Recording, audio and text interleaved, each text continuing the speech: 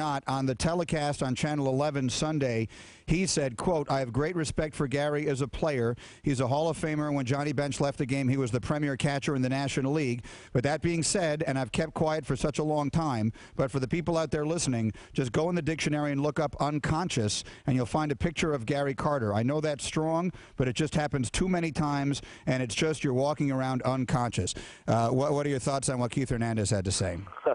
Well, I don't have any comments. I mean, Keith's entitled to say whatever he wants to, especially when he's on air and he's working for the Mets. And, again, I think this thing, was taken out of context. It wasn't intended to be malicious in any which way or trying to campaign or anything else, guys. I mean, I think you know me better than that.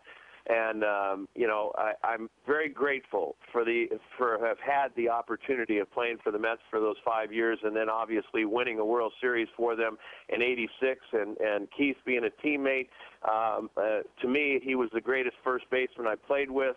And there's always going to be things that get stirred up, and I know the press is kind of notorious for that.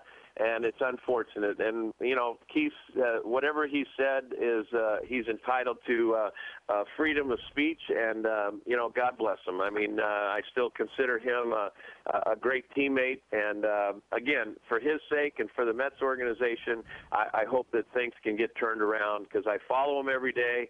And, again, I appreciated my opportunity in the organization, not only as a player, but then as a coach and manager. And I ultimately made the decision to not go to Binghamton. It's a mistake on my part. I wish I had it all over to do again, and I wish I was still back in the organization. But with that being said, again, I'm out here in Fullerton to try to do the best job I can for the Flyers, and that really right now, guys, is all I'm thinking about. Given all the quotes we just read attributed to you and to Keith Hernandez, if you're asked today, tomorrow, in a couple of days, are you interested in managing the Mets, how are you going to answer then?